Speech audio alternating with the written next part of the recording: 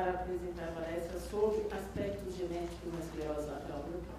Por favor, doutor.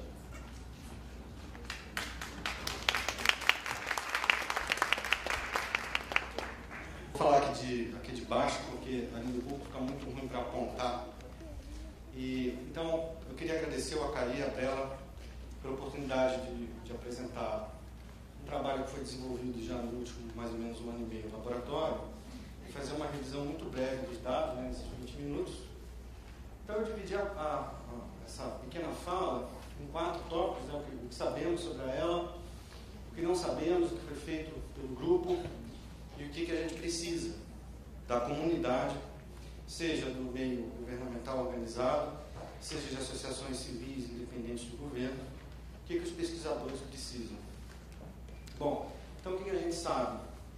Então, em primeiro lugar, como já foi mostrado em algumas palestras anteriores, eu peço desculpas que alguns dos slides estão em inglês, mas foi de uma aula que eu dei ontem, num seminário que tinha que ser em inglês, então aproveitei os slides. O que a gente sabe, já foi mostrado nas falas anteriores, e a gente tem uma heterogeneidade muito grande, tanto de sintomas, quanto a distribuição dos principais genes nos grupos de pacientes. Então, dividindo a ela esporádica e familiar, a gente vê, por exemplo, que a OF72 do cromossomo 9 é muito mais prevalente entre os pacientes com a forma familiar do que com a forma esporádica. Obviamente, a maioria das pessoas com forma esporádica não tem nenhum gene ainda associado fortemente, estatisticamente, com eles. Bom, aqui é uma tabela com uma letra pequenininha, mas só para quem tiver muita curiosidade, saber quais são as funções desses 5 principais genes que estão envolvidos ou associados com ela. Pode, às vezes, não necessariamente ter uma relação de causa e efeito, mas estão associados com a doença, que é o que o teste estatístico consegue fazer. Bom, ela tem uma característica, como a gente já viu antes, ela não é uma típica desordem monogênica, como é, por exemplo, a amiloidose ou a anemia falciforme, em que você tem um defeito em um gene e praticamente todos os pacientes têm esse defeito e quem não tem o defeito não tem a doença. Então, essa é uma desordem monogênica, que você tem que se chama de penetrância daquele gene na população e, obviamente, o risco genético está intimamente associado, em geral, você tem uma herança mendeliana na classe. Ela não segue esse padrão, então a gente tem diversos genes em, às vezes, padrões que não são mendelianos e que você tem contribuições pequenininhas de cada gene, quase como se fosse uma contribuição aditiva para dar o fenótipo que você está vendo. E, obviamente, isso aqui implica que em diferentes famílias você vai ter diferentes distribuições e frequências dessas mutações. Então, é uma desordem, uma doença ou uma síndrome de caráter complexo, como a gente viu naquele brilhante slide do professor Mário Emílio, né, que é realmente altamente complexo. Aqui é um gráfico simples, em que na abscissa a gente tem aqui a distribuição dos genes, na ordenada a gente tem o ano calendário, e essas bolinhas aqui, cada uma representa o gene, e quanto maior é a bolinha, maior é a frequência das mutações daquele gene em pacientes de ela. E o que a gente vê é que, à medida que está progredindo o tempo, vão sendo descritos novos genes associados com ela, e mais, quanto mais genomas vão se acumulando dos pacientes, genes e dados genéticos, mais vão aparecendo genes. Então, essa tabela aqui, até esse gene aqui, que é o TBK, eu acrescentei essas duas bolinhas, que é o NEC1 e a OF2 do cromossomo 21, e mais esses dois, que foram os primeiros resultados do projeto MINE. São trabalhos que saíram na Nature Genetics em julho do ano passado. Então, a gente ainda está na curva exponencial. Quanto mais genomas estão sequenciando, quanto mais pacientes estão incorporando no dataset, mais genes você vai vendo que estão associados com a doença. Então, já aqui o target do MINE são 15 mil pacientes de ELA. Então, no caso, por exemplo, de anemia falciforme, que é uma doença monogênica, se você sequenciar 100 pacientes ou 100 mil, você vai ter o mesmo resultado. Ele converge para o mesmo ponto. A ELA não chegou nesse ponto ainda. Então, a predição é que quanto mais gente for sequenciando e pessoas de etnias diferentes forem aparecendo, mais vão aparecendo associações com diferentes backgrounds genéticos. Então, isso é só uma figura simples metodológica, né, que você precisa fazer correção pelo viés étnico e geográfico. Você precisa ver se os controles e os casos estão distribuídos igualmente na sua amostra. Você faz uma análise estatística chamada PCA e monta essas tabelinhas de contingência. Quem tiver interesse, a gente discute esse detalhe depois. E você chega nessa figura aqui, onde na abscissa, cada quadrado desse aqui é um cromossomo, cada bolinha dessa aqui é um SNP, uma alteração, uma mutação que você vê. Quando você faz esse teste estatístico, tem aqui um valor estatístico que chama p-valor. Quanto maior essa barrinha, ou onde o pontinho estiver, então no caso que tem maior associação estatística com ela é a OF72 do cromossomo 9, que passa desse padrão aqui de mais ou menos 7, que é o significante estatístico.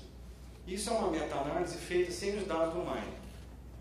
Com os dados do Mine, eles acrescentaram o Mine mais ali e fizeram umas correções estatísticas, de maneira que eles estão aumentando a significância da correlação de vários genes, mas quem for observador vai ver que está aumentando toda a correlação estatística de todas as outras amostras. Aqui estava na média entre 3 e 4, né? Que é o que a gente chama do ruído de fundo da análise. Então, os genes que passam da linha vermelha, ou passam de 5 pelo menos, seria o que a gente chama do sinal genético. E o resto é o ruído. Né? Você vai introduzindo, cada genoma humano, em média, tem diferença um ou outro de 5 milhões de mutações ou nucleotídeos, diferentes de um genoma para o outro. Então, a gente tem que peneirar dessas milhões de mutações, quais são aquelas que estão correlacionadas com a doença. E essa é a técnica estatística. Então, você está vendo que o ruído está aumentando, já está próximo de 5, quase dobrou. E é por isso que estão aparecendo novos genes candidatos. Depois a gente pode discutir isso com mais calma. Bom, o que a gente não sabe?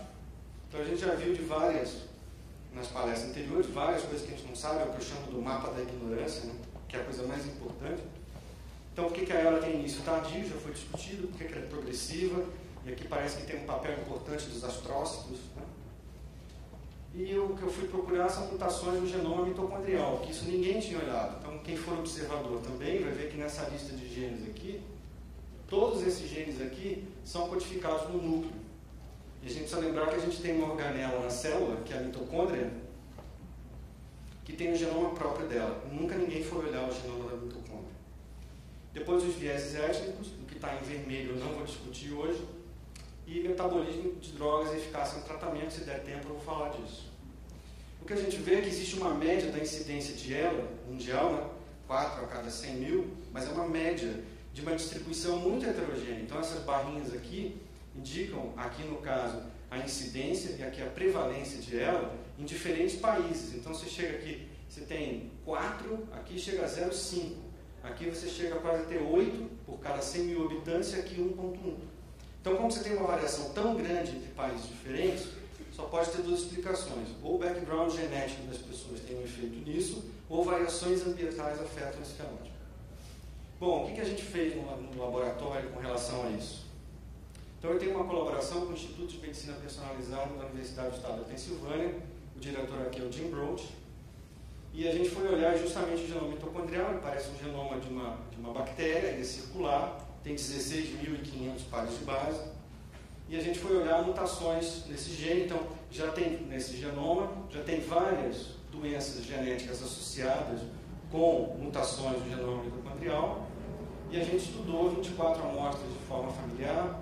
A gente ainda tinha 11 probandos com as mães, né, porque a herança mitocondrial é matrilineal, 3 self-referrals, e agora a gente recebeu 99 amostras do Centro de Genômica de Nova York. Eu usei uma técnica aqui de amplificação com a Fi29 polimerase para amplificar o genoma mitocondrial. Fiz então toda a parte de bioinformática. Então essa palestra aqui é um convite para todo mundo que tem um filho que é viciado em videogame ou que fica fazendo hacker de computador, manda ele para o meu laboratório que a gente vai botar ele para analisar dados de bioinformática, que é bem mais divertido. O gargalo aqui é a bioinformática. A parte de sequenciamento, extração do DNA é uma coisa simples de fazer. E foi isso que a gente fez. Isso aqui é só para se mostrar, simboliza uma montagem no genoma. Cada quadradinho desse aqui é uma leitura, as vermelhinhas são a leitura da direita para a esquerda e as azulzinhas da direita para a esquerda para a direita. A gente monta esse genoma e acha as mutações, e classifica essas mutações que chama dos haplogrupos mitocondriais que seguem, né? Cada haplogrupo mitocondrial está associado com um determinado continente, com uma determinada região. Então, você tem haplogrupos que são europeus, outros africanos, americanos, etc. Então, a gente classificou aqui, então, todas as amostras que a gente sequenciou, os haplogrupos mitocondriais. A gente vai depois mostrar que tem alguma certa correlação com o haplogrupo U, que é um haplogrupo europeu, e por isso existe aí uma ideia de que a doença é mais prevalente em caucasianos. E aqui eu vi justamente a associação das minhas amostras com a OFF72 em cromossomo 9, e nessa coorte de pacientes que eu olhei, a frequência é bem menor do que o normal. O normal é em torno de 40%, eu encontrei mais ou menos 20%. Só 6 das minhas 35 amostras tinham expansão no intron número 1 da OFF que estão associados com demência frontotemporal e ela, né? Então eu fiz aqui um mapa comparando com aquele projeto dos 1000 genomas, né, e a frequência de cada haplogrupo em relação a ela. Então eu expandi essa análise inicial com as amostras do New York Genome Center e a gente encontrou assim uma altíssima frequência do haplogrupo U nas nossas amostras. Então tem um viés étnico a distribuição de ela, e sem associação com a OFF72 do cromossomo 9. Então tem apenas, até hoje tem um estudo publicado, nem está numa revista científica como artigo científico, é só um resumo, e eles só descrevem uma mutação, que é no COX-3 mitocondrial, que é de uma histidina para uma arginina, em 6 casos de 400 que eles olharam, e nós não achamos essa mutação no nossa coorte, a maioria de pacientes americanos. Então, só para ver o grau de heterogeneidade da doença. Aí eu encontrei aqui, por favor, não preciso olhar em detalhe, eu só botei aqui para vocês terem uma escala do tipo de dado que a gente tem, é olhar essas letrinhas, que são as sequências, e achar mutações que estão nos pacientes e não estão nos controles. O jogo é esse. E quanto maior a frequência da mutação nos pacientes e menor dos controles, mais associação com ela tem. É só isso.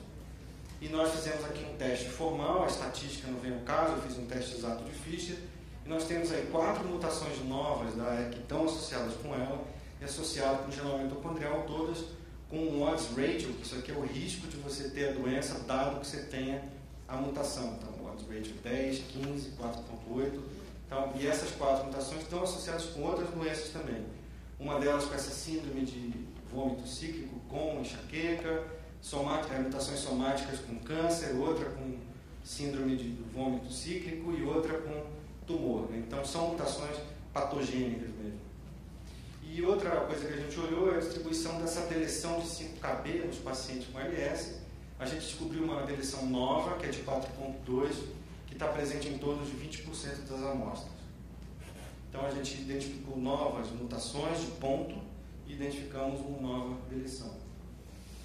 Bom, em termos de drogas e farmacogenômica, que é um assunto importante, a única droga, até quase recentemente, que é o Riluzol, agora tem o Radicava, mas o Riluzol tem uma porção de efeitos, e a gente sabe, positivos e benéficos, principalmente em neurônios superiores, que interferem no glutamato, né? Agora apareceu o Radicava, que o nome vem de Free Radical Scavenger, né? Eu não vou falar nada sobre a droga, mas o que a gente pode falar do Riluzol é que a dose é única, de 50 mg a cada 12 horas nos pacientes, e as respostas são diferentes. Uma coisa que a gente está começando a investigar no laboratório é a participação desse gene aqui, que é o CYP1A2, e desse aqui, o CYP2D6, na doença. Por quê? Esses genes ficam no fígado e o CYP1A2 ele quebra a droga. Então, dependendo do alelo que você tem do CYP1A2, você pode responder melhor ou não ao tratamento pelo Riluzol. E a gente está investigando a frequência dessas mutações. E por que isso é importante? Se você olhar na população, você tem pelo menos 4 tipos de fenótipos, que é o mal metabolizador, o intermediário, o extensivo, que é onde está a maioria da população, e também tem pessoas que são metabolizadores ultra rápidos. Então a droga, você precisa dar uma dose muito maior da droga para que tenha a resposta farmacológica. E não tem nenhum estudo assim feito em termos de farmacogenômica, tem apenas um estudo de farmacogenética feito, mas não de farmacogenômica, com pacientes de ELA no Brasil. Não existe. E a gente está querendo fazer isso. Bom, a CYP2D6, né, além dele estar, é um gene que está no fígado e metaboliza a droga, ele pode estar no retículo endoplasmático, que é a forma microsomal, ou ele pode ir para a mitocôndria também, a proteína vai para a mitocôndria. Como eu estou interessado em mitocôndria, então a Renata Carmona Ferreira, que está associada com o nosso laboratório e participa também do grupo do Acari Bulli, ela fez um estudo interessante. Aqui estão todos os genomas do Thousand Genome Project, apesar de chamar Thousand ou 1000, são 2.504 genomas feitos. E cada cruzinha dessa aqui é um indivíduo. Então você tem um genoma de referência, e aqui é o número de diferenças entre a referência e os indivíduos separados por etnia. Então aqui é africano, aqui estão os mestiços da América, aqui estão os indianos, os chineses e os europeus. No estudo deles, eles não conseguiam separar os europeus dos chineses. A gente sabe que tem drogas que têm uma resposta muito diferente nessas etnias. E o que a Renata fez, ela pegou os 2.504 genomas, é uma análise enorme que ela fez, com 29.119 mutações ela analisou. E ela fez esse gráfico aqui, que é um PCA, que é uma análise de componentes principais, quem tiver interesse a gente pode conversar depois. Cada símbolozinho desse aqui, cada pontinho nesse plot é uma pessoa. E aí a gente agrupou esse dado pela primeira vez, nunca ninguém tinha feito isso, pelos haplogrupos mitocondriais, que a gente tem uma porção de razões para explicar para vocês por que é importante fazer essa associação. Só que nesses 20 minutos não dá para entrar nesses detalhes. E o que ela fez aqui, você vê claramente, a luz está muito clara, né? As coisas aqui eu posso adiantar, acreditem em mim, aqui estão todos os africanos, com alguns asiáticos, aqui estão os asiáticos misturados com europeus e americanos. E aí ela só usou duas componentes. Quando ela põe a terceira componente e faz um gráfico em 3D, ela com essas mutações desses genes, conseguiu separar os pacientes ou as amostras que são europeias. Aqui em cima estão todos os asiáticos e os americanos, né, que eles têm uma ancestralidade comum muito próxima. E aqui embaixo a gente tem o grupo dos africanos. Então, com essa análise estatística, que é extremamente poderosa, ela conseguiu separar os grupos. E isso é importante porque o que a gente está querendo fazer agora, que a gente acha que é um dos problemas nos estudos de ela, é em vez de você fazer aquela análise que eu mostrei no início, aquele gráfico que tem aqueles pontinhos distribuídos, em vez de fazer na população toda, para reduzir o ruído, a gente vai fazer aqueles testes dentro de cada um desses grupos aqui para encontrar associações. Então, a gente acha que essa talvez seja uma contribuição original para o estudo genético que a gente vai fazer. Então, o gargalo aqui, o que é? Computação. O que a gente precisa no laboratório? É o meu quarto ponto. O que eu preciso? Primeiro, dinheiro, óbvio, né? Segundo, a gente precisa de gente para fazer extração de DNA e principalmente na parte de computação. Então, isso aqui a gente já cobriu na primeira parte da palestra, que são os haplogrupos. E agora existe uma questão que é a variabilidade intra-indivíduo. Então, em cada pedaço do seu corpo, o genoma é um pouquinho diferente um do outro. E qual é o problema? Quase todos os estudos são feitos com sangue periférico. E o que a gente precisa? A gente precisa de tecido que venha justamente das áreas que estão afetadas pela doença. Que o genoma vai estar diferente não. No caso do Parkinson, por exemplo, se você pegar o genoma mitocondrial, às vezes o mesmo nuclear, do sangue periférico, se você comparar com o genoma que está na substância negra do sangue, que é afetada no Parkinson, existem diferenças muito grandes. No caso do mitocondrial, 80% do genoma mitocondrial na substância negra no Parkinson tem aquela deleção de 5Kb. E essa deleção, o que ela faz? Ela faz o seu neurônio respirar pior, porque a mitocôndria é responsável pela respiração. Então, aquela deleção de 5Kb tira quase todos os genes do complexo respiratório 1 da mitocôndria. E o neurônio morre exatamente porque não consegue usar energia. Então, eu ainda tenho um trabalho que eu fiz, que eu testei uma droga nova no modelo animal, né, que é o camundongo SOD1. Ele tem a mutação humana para o SOD1, ele faz uma ALS. A gente obteve tecidos do camundongo e o que a gente mostrou é que tem uma via muito importante inflamatória, que é do receptor do fator ativador de plaqueta, Platelet Activating Factor. E a gente viu que esse receptor, aqui o que esse estudo está mostrando, eu tenho 3 camundonguinhos controle, que é os que não têm ALS, e 3 camundonguinhos com ALS, que é o modelo SOD1, que é uma pequena fração de toda a ALS, mas é o melhor modelo que tem. Aqui é simplesmente o controle, mostrando que a quantidade de RNA que a gente colocou é a mesma. E aqui está mostrando quem tem ALS, o receptor está com uma expressão, quando você quantifica, praticamente 2 vezes maior. Então tem uma via inflamatória específica do PAF. E o que a gente está apostando nas nossas fichas é que as drogas anteriores anti-inflamatórias não inibiam essa via. Existem pelo menos 3 inibidores conhecidos desse receptor e a gente vai testar isso como uma droga nova para tratar ALS. O que a gente precisa? De dinheiro. Os americanos não vão aceitar nunca esse tipo de coisa. A gente está competindo com laboratórios lá que têm muito mais recursos. Então a gente precisa de recursos da comunidade para tocar esses experimentos aqui no Brasil. ou lá com as colaborações que a gente tem, mantendo os comundomos lá, mas com financiamento daqui. Então, a gente não pode desanimar, né? Então, já tem um projeto brasileiro de iniciativa de medicina de precisão, que eu faço parte do Steering Committee. A coordenadora é a professora Iris Lopes Sendes, da Unicamp.